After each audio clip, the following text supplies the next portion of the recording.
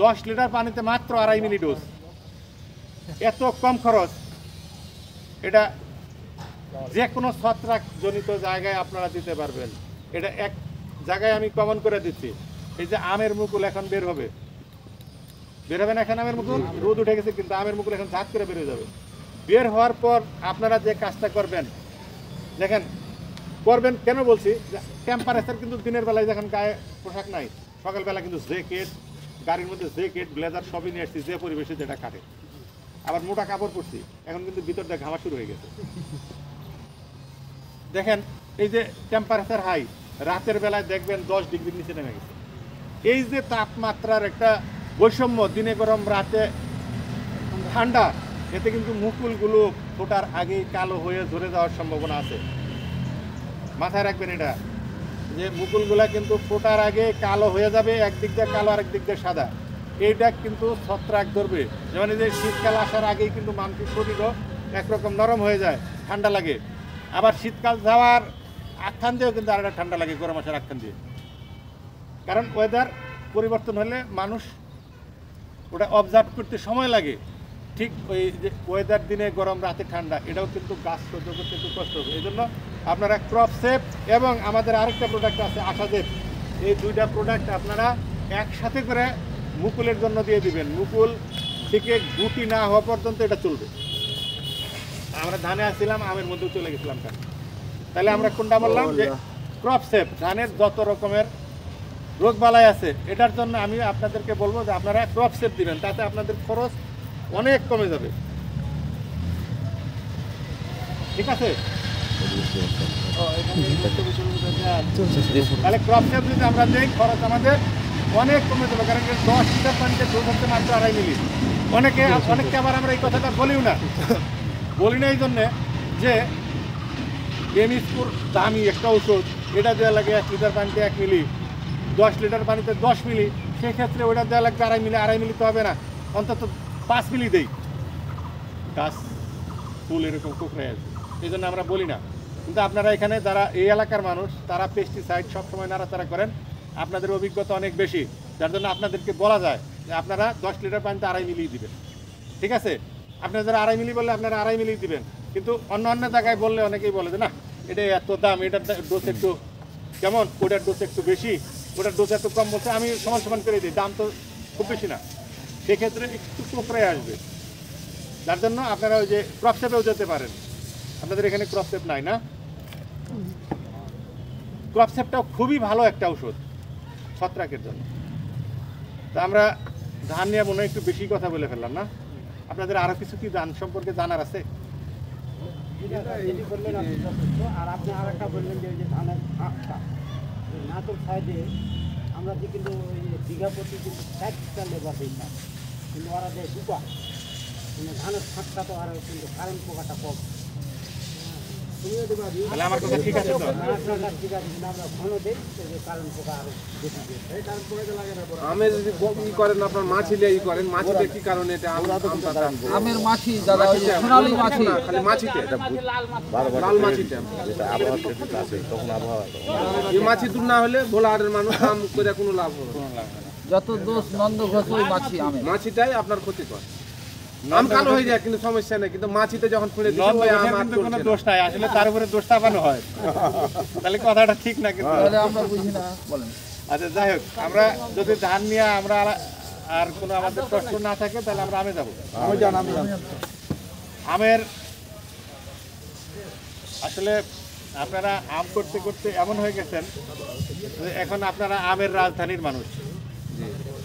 আপনাদেরকে আম নিয়ে কথা বলার মতো ক্ষমতা এবং সাহস কোনোটাই আমার নাই।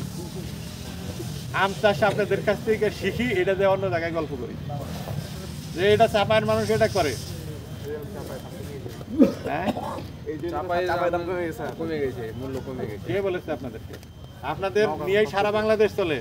এখন চুয়াডাঙ্গার আম, জাত আলাদা হয়ে গেছে আমের কারণে। চুয়াডাঙ্গার আম ঢাকায় যাবে, এটা রাজশাহীর আম, কানসার থেকে কিনে নিয়েছি। আরে বাবা, চুয়াডাঙ্গার নাম কেউ অসুবিধা কি বললে দাম কমে যাবে। দোয়াকা আপনার এটা মিষ্টি, তার মানে বুঝেন যে আপনারা কোন এলাকায় থাকেন। যাই হোক, আমরা আসছি আমের ওই যে যেটা বললাম যে দীর্ঘমেয়াদী যে ফসল, ওগুলাতে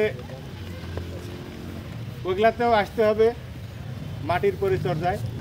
মাটির পরিচর্যায় আমি দুইটা জিনিসের কথা বলছি, একটা হলো ভুলে গেছেন আপনারা, একটা হলো যে আমার হাতে আছে বায়োগ্রিন, আর একটা হিউমিকিং জিঙ্ক না হিউমিকিং, এই যে এই দুটার প্রোডাক্টের কথা বলছি। এই দুইটা মাটিতে দিবেন, যেহেতু দীর্ঘমেয়াদী ফসল, এটা 1 লিটার, এটা 2 কেজি। আর কিছু 1 বছরের মধ্যে জৈব সারের ঘাটতি পূরণ হয়ে গেল, আর ও জৈব দিতে হবে না। এখন আপনারা আর যা যা দেন সব ঠিকঠাক মতো দিবেন। আপনারা একটা জিনিস ব্যবহার করেন, প্যাক্লোবিউট্রাজল, আমাদের সাপোর্ট প্লাস আপনারা ব্যবহার করেন হিউজ পরিমাণে। এটা দিলে গাছের কিন্তু খাবারের চাহিদা তৈরি হয়, ডিমান্ড ক্রিয়েট হয়। এই জন্য পর্যাপ্ত পরিমাণে পানি দিতে হয়, অন্যান্য খাবার দিতে হয়। অনেকে করে কি প্যাক্লোবিউট্রাজল দিয়ে বসে থাকে, যে আমি তো দিচ্ছি ওটুক, শুধু ওইটুকের মধ্যে সীমাবদ্ধ থাকলে চলবে না। এই দুটা দিয়ে দিতে হবে। এই দুটা দিলেই গাছে ফুল, এবং ফুল হওয়ার পরে ফুলগুলা ফলে পরিণত হবে, তারপরে ফল আটকিবে, তারপরে ফলগুলা বড় হবে, আপনাদের যে কাঙ্ক্ষিত লক্ষ্য সেই লক্ষ্য অর্জন হবে। এখন এই লক্ষ্য অর্জন করতে যে প্রথমেই ফুলের পরিচর্যা করতে হয়, আর ফুলের মধ্যে প্রথমেই হপার লাগে। হপারটা লাগে কোথা থেকে? হপারের জন্ম কোথায়? আম গাছের মধ্যেই জন্ম হয়, আমরা তাই ভাবি। অ্যাকচুয়ালি আম গাছের মধ্যে তো হয়ই, আরও কিছু কারণের মধ্যে যুক্ত থাকে। তার মধ্যে অন্যতম প্রধান একটা কারণ হচ্ছে আম গাছের নিচে যে মাটিটা, সেই মাটি, ওই মাটির আগাছা কিন্তু থাকে এরকম, কিন্তু পরিষ্কার থাকে না ওই মাটিটা। ঘাস থাকার কারণে আপনার ঘাস থাকে না, ওই ঘাসটা আমরা কি পরিষ্কার করি? এখানটাই কিন্তু পোকামাকড়ের বসতি স্থল। আপনি গাছে ওষুধ দিবেন, ওই পোকাগুলো এসে মাটিতে বা এই ঘাসের মধ্যে আশ্রয় নিতে। যদি এরকম খরখরা থাকে তাহলে তার আশ্রয় নিতে পারলো না। এই জন্য আম গাছ পরিষ্কার, আম গাছের যে ক্ষেত, এই ক্ষেত পরিষ্কার রাখতে হবে। এটা একটা সময় ছিলই না, মাঝখানে এসে দেখছি কোদাল দিয়ে কাটা দিচ্ছে, কোদাল দিয়ে মাটিগুলো উল্টাই দিচ্ছে, অনেকে ট্রাক্টর দিয়ে চাল দিয়ে দিচ্ছে। এটাও ঠিক না। যাতে এই যে ছোটো ছোটো শিকড়গুলো কাটা যায়, আপনি আপনার নখের গোড়াটা একটু বেশি করে কাটা দেখেন তো কেমন লাগে, ভালো লাগবে? এই জন্য ওই গাছের শিকড় কাটা যাবে না। অনেকেই করে কি শিকড় থেতলায় আর প্যাক্লোবিউট্রাজল দিয়ে দেয়, এটাও নিয়ম না।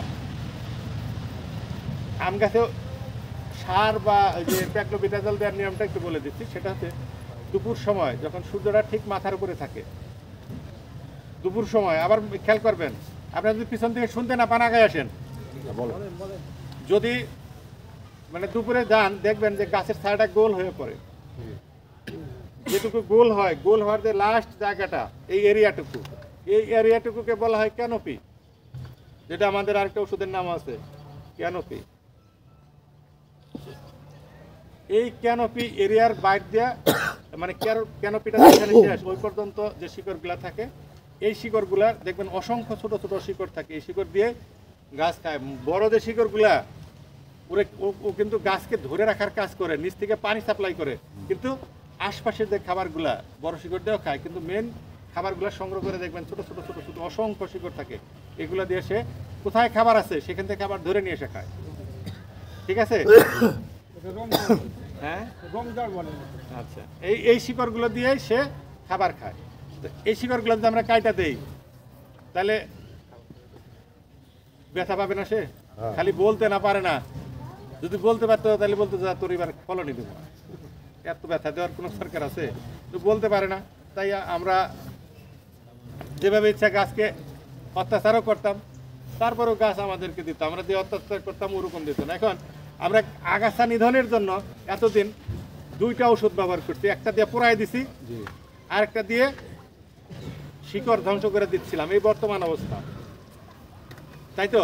একটা দিয়ে ওই গাছ মানে পুরা গাছ ঘাস আর কি, গাছটা পুরা ঘাস শিকড় সহ পচা দিতাম। অনেকেই জ্বর পচা বলে, আবার অনেকে উপর থেকে পোড়াই দিত জ্বর পচা। এই 2টাই তো আমরা ব্যবহার করতাম, তাই না? ওই যুগটা কিন্তু শেষ, যে কোদাল দিয়ে কাইটা দেওয়ার যুগ কিন্তু শেষ। তারপরে আসলে এই 2টা। এখন এই 2টা আসার পরে দেখা গেল এর মধ্যে একটা যেটা উপর থেকে পোড়াই দেয়, এটা যতটা ক্ষতিকর না, যেটা শিকড় সহ পোড়াই দেয় এটা বেশি ক্ষতিকর। কারণ এটার একটা দীর্ঘমেয়াদী ইফেক্ট আছে। বড় গাছ তো বোঝা যায় না, আমাদের শরীরেও কিন্তু যখনই কোনো অসুখ হয় এটা কিন্তু সাথে সাথে আসে না, এটা আগে আসে আমাদের শরীরে যে রোগ প্রতিরোধ করার ক্ষমতা আছে তার সাথে যুদ্ধে নামে, যুদ্ধে নেমে যদি জিতে যায় তাহলে রোগ প্রকাশ পায়, আদারওয়াইজ প্রকাশ পায় না। ঠিক ওরকমই গাছেরও শরীর আছে, ওই শরীরেও রোগ যায় ঢুকে যদি প্রকাশ পায়, না পাইলে পায় না। প্রত্যেকটা প্রাণীর ক্ষেত্রেই এরকম। এখন দীর্ঘমেয়াদী যে ইফেক্টগুলো পরে আমাদের আগে দিতাম আপনাদের পচানোর একটা ওষুধ, একটা দিতাম পোড়ানোর ওষুধ। এখন আমরা দুইটাই অ্যানালাইসিস করে দেখছি এই দুইটারই সামান্য পরিমাণে ক্ষতি আছে, বিশেষ করে যেটা জ্বর পচায় দেয় ওটা বেশি ক্ষতি। এই জন্য আমাদের কোম্পানি চিন্তা করছে যে আধুনিক ওষুধ দিতে হবে। আমাদের কিন্তু জ্বর পচার ওষুধ আছে, নাম মিমফোসেট। আমাদের পুরানোর ওষুধ আছে, নাম হলো অ্যারাক্সন। আপনারা বোধহয় আমাদের ওষুধ ব্যবহার করেন না। আমি যেখানে যাইতাম তারা মানে জোরে জোরেই বলে যে আপনাদের এই দুইটা তো আছে, আবার এটা কেন? এটার নাম হচ্ছে ভ্যালেক্স। এর কোনো সাইড এফেক্ট নাই, খালি পুরে দিবে, আবার বৃষ্টি হবে, আবার ঘাস হবে। এটা আবার আমাদের দেশের মানুষের পছন্দ করে না যে আবার হবে কেন, একবার সারা জীবনের জন্য গাছ চলে যাক। কিন্তু না, যেটা সারা জীবনের জন্য যাবে ওর ক্ষতি বেশি, কিন্তু এটার কোনো ক্ষতি নাই। এটার নাম ভ্যালেক্স। এটা এখন দিয়ে রাখবেন, আবার বৃষ্টি পেলেও গাছ ওই যেখান থেকে মানে যে পর্যন্ত পুড়ে গেছিল ওখান থেকে আবার নতুন করে গজাবে। এই জন্য এটার নাম ভ্যালেক্স, এটা অত্যাধুনিক।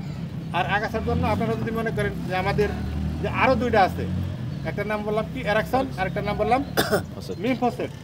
এই দুইটার যে কোনো একটা দিলে ক্ষেত পরিষ্কার থাকবে, গাছের পোকা নিচে ডিম পাড়তে পারবে না, গাছে থাকা লাগবে। গাছে যেহেতু ওষুধ দিচ্ছেন, গাছে আর ডিম দিতে পারবে না। ঠিক আছে, এই গেল আগাছা। এবার আসি আমরা আমের ক্ষতিকর দুইটা পোকার নাম বলবো, একটা হলো হপার আর একটা হলো মাছি। আর কোনো পোকার মধ্যে যাবো না, কি বলেন? যেহেতু সময় কম আমাদের, আদানের সময় হয়ে গেছে, আমরা আদানের আগেই শেষ করবো ইনশাল্লাহ। ভ্যালেক্স, জি ভ্যালেক্স একদম নতুন আসছে বাংলাদেশে, আর নাইও কারো। আমরাই নিয়ে আসছি প্রথম। এটা গ্লুফেসেনিট অ্যামোনিয়াম। এবার আসছি আমরা আমের দুইটা পোকা, একটা হলো হপার, আরেকটা পোকা আছে বিছা পোকা। একটা হপার, একটা বিছা, আর হলো মাছি। এই তিনটা পোকা নিয়ে কথা বলি, ঠিক আছে? আমের যা হপার, এটা কিন্তু দেখা যায়। হপার কি উঠতে পারে? পারে পারে অল্প অল্প করে উড়ে স্যার। আচ্ছা, হপার আসলে ওরে না, হপার লাফায় চলে। হ্যাঁ জি, ওখান থেকে ওখানে, ওখান থেকে লাভ তাও সামনে দেয় না, ডানে বায়ে লাফায়। আমরা তো লাভ দিলে সামনে দেই, ওরা ডান দিকে এবং বাম দিকে লাফায়। এই হলো হপারের বৈশিষ্ট্য। যেহেতু হপার দেখা যায়, মাথায় রাখবেন যে পোকাটা দেখা যায়, যার গায়ে লাগানো যাবে ওষুধ, যদি ফুল না থাকে সেখানে, আবার মাথায় নেবেন, যে পোকাটা দেখা যায়, যার গায়ে ওষুধ লাগানো যাবে, তার জন্য সেতারা, ইন্ডোল, এই দুইটার যে কোনো দিবেন। ইন্ডোল দিলে ওর গায়ে জ্বালা ধরবে, ইন্ডোল দিলে ওর গা জ্বালা পোড়া করবে, একটু পরই সে মারা যাবে। আর এটা দিলে ওর নিঃশ্বাস বন্ধ হয়ে যাবে, সাথে সাথে একটা লাফ দিবে উপর দিকে আর নিচে পড়ে যাবে। এক লাফ, তার বেশি না। একটা হলো সেতারা আর একটা হলো ইন্ডোল। যে পোকাগুলো দেখা যায়, আবারও বলছি, যে পোকাগুলো দেখা যায়, এর মধ্যে বিছা পোকা আছে, দেখা যায়। বিছাটা আমি দেখালে খুব ভালো লাগতো আপনাদের।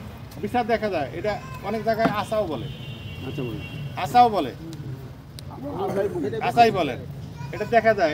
এটার গায়ে লোম থাকে, যদি মানুষের শরীরে লাগে ওইখানে কিন্তু খুলে যাবে। এই জন্য ওষুধ দেওয়ার সময় একটু খেয়াল রাখবেন, একটু বাঁকা করে দিবেন, বিশেষ করে যদি এই দুইটা ওষুধ দেন, নইলে ও পড়ার সময় পাবে না, আপনার গা দেখে পড়বে না। ও যে আমার মারতেছে, ওর গায়ে পড়বো না একটু বাইরে পড়বো, তা কিন্তু সময় পাবে না। একবারে দেওয়ার লগে লগে বিছা পোকা বা আশা পোকা বা হপার যেটাই বলেন, দেওয়ার লগে লগে একেবারে স্পট ডেট। এটার ইফেক্ট হলো নকডাউন ইফেক্ট, দেওয়ার লগে লগে কাজ হয়ে যাবে। হপার, বিছা বা যে পোকাটা দেখা যাবে সেটার জন্য গায়ে লাগলে মরবেই, স্পেশালি সেতারা মরবেই। এটা কত দিনের জন্য? আচ্ছা বলছি, স্পেশালি মরবেই। কেন মরবে? এটা কিন্তু 55 ইসি সেতারা। এটা দেখেন 550 ইসি লেখা আছে। 550 বা 55 একই জিনিস, কোনোটা 1000 দিয়ে ভাগ দেওয়া, কোনোটা 100 দিয়ে ভাগ দেওয়া, একই জিনিস। এখন এই 55 ইসিটা বাজারে মেলাই পাওয়া যায়, অনেক পাওয়া যায় 55 ইসি। তো আমরা সেতারার কথা কেন বলছি? যে এটা স্পেশাল, বলবো এটা স্পেশাল হচ্ছে যে দেখবেন অনেক বন্ধ ঘরে যখন একদিন বা 2 দিন পর বন্ধ ঘরটা খোলা হয় একটা ভ্যাপসা গন্ধ বেরোয় না, এই গন্ধ দূর করার জন্য অনেকেই দেখবেন এয়ার ফ্রেশনার স্প্রে করে, এয়ার ফ্রেশনার স্প্রে করে না, যেটা সুগন্ধি আর কি, দিলে দেখা যাবে যে কোনোটা লেবুর স্মেল আসে, কোনোটা কমলা লেবুর, কোনোটা ফুলের, কোনোটা আবার মানে ফুলেরও ভ্যারাইটিস আছে, কোনোটা গোলাপ ফুলের, কোনোটা রজনীগন্ধার, এরকম বিভিন্ন ফুলের গন্ধ আসে। এক একজন এক একটা পছন্দ করে, যে যেটা পছন্দ করে সে সেটা ব্যবহার করে, ঠিক না? এই সেতারার মধ্যেও একটা গন্ধ স্পেশাল করে দেওয়া আছে যেটা সব ধরনের পোকা পছন্দ করে। আমরা যেমন প্রাণ ভরে নিঃশ্বাস নেই ওই এয়ার ফ্রেশনারটা দেওয়ার পরে, সেতারা দিলে পোকায় শ্বাস নেয় সেরকম প্রাণ করে শ্বাস নেয় আর ঘুমায়, এমন ঘুমায় এই জিন্দিগিতে আর সে চেতন পায় না, ওর নেশা হয়ে যায়, আস্তে আস্তে শ্বাসটা বন্ধ হয়ে যায়, সে মারা যায়। সেটা হতে পারে ছোট পোকা, ইভেন হতে পারে সাপ। সেতারা দেওয়া কোনো জমির মধ্যে যদি সাপ যায়, ক্ষমতা নাই ওই সাপের পার হয়ে যায়। সেতারা দেওয়া জমির মধ্যে যদি কোনো হাঁস এরকম করে তার মুখটা ডুবায়, হাঁসের মুখটার উপর দিয়ে তুলতে পারবে না, ওখানে এসে কাঁচে ঘুরে যাবে। দেখছেন আপনারা কিনা আমি জানি না, এটা আমরা প্রমাণিত। এই জন্য স্পেশালি সেতারা কি বলছিলাম, যদি ফুল না থাকে, যেমন আপনারা এখানে যে অনেক ফুল চলে আসবে, ফুল আসলেই হবে না, ফুলটা যখন ফুটলে পরাগায়ন হয় না, পরাগায়নকে আমরা করে দেই, কে করে? বাতাস করে, মৌমাছি করে, যে উপকারী পোকাগুলো আছে এরা এসে করে। এটা দিলে কোনো বাস ঘুষ নাই, একেবারে সব মরে খিস, তখন পরাগায়ন হবে কম, আমে ফুল কম আসবে, ঠিক আছে? আমটা ফুল আসবে ঠিকই, ফুল থেকে ফলে কম পরিণত হবে।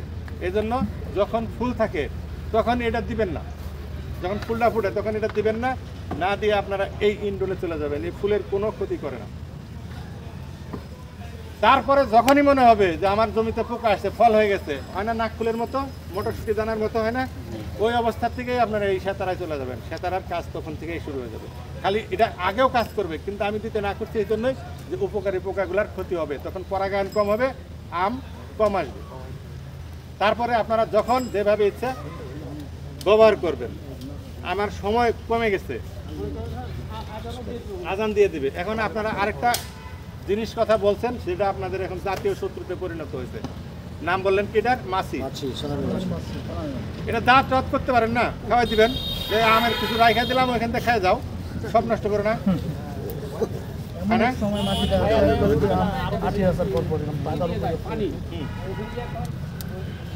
তাতে কি লাভ হয়? ওটাতে লাভ হবে না, ওটা আরো ক্ষতি হবে। ক্ষতি হবে কিভাবে? ওটাকে বলা হয় সেক্স ফেরোমেন। একটা মেয়ে পোকা মনে করে একটা ছেলে পোকা আমাকে ডাকতেছে, ছেলে পোকাও মনে করে যে আমার একটা মেয়ে পোকা ডাকতেছে, ঠিক ওখানে যাবে, যাই করে ওখানে লাভতে পড়বে, আগে এসে আপনার আমটার মধ্যে বসবে, ডালের মধ্যে বসবে, আশপাশ দিয়ে ঘুরবে, ক্ষতি সাধন করে দেয়, তারপরে ওইখানে যাবে, আনন্দ ফুর্তিকে বাড়িতে লাফালাফি করে এসে তারপর ওখানে যাবে। তার আগে আপনার আমের 12টা বাজানো শেষ, কাজ শেষ করে যাবে ওখানে। হ্যাঁ, ওর যত অকাম কুকাম আছে শেষ করে তারপর ওখানে যেয়ে পা দিবে।